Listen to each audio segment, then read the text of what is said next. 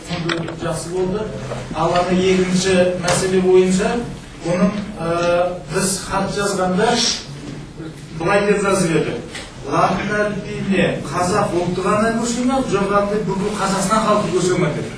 Себебі ана латын әліпбиіне көшу деген барлық қаулы-қарарлардың бәрінде де қазақ халқы, қазақ алфавиті ғана көшеді деп жазған.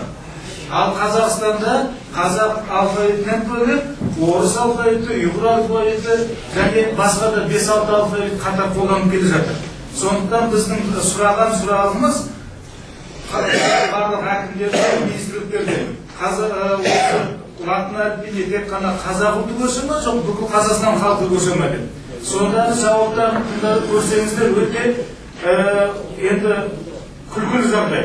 Мысалы, президент әкімшілігі Ардақ Досжан деген азаматтың қолымен мынандай хат жауап келді.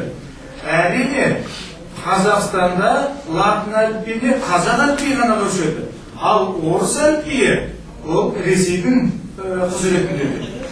Орыс Ресейдің құзыретінде. Сондықтан қазір біз осыны нақтылап алып, осы жағынан кішкене сөйлесек дұрыс болады. Себебі кішкене Сәбиттің баян несінде хабарламасында сәл ғана осы жақ дұрыс қамтылмай кетті де, қазір біз бекерге бөлек бір дискуссияға көтеріліп кетуіміз мүмкін.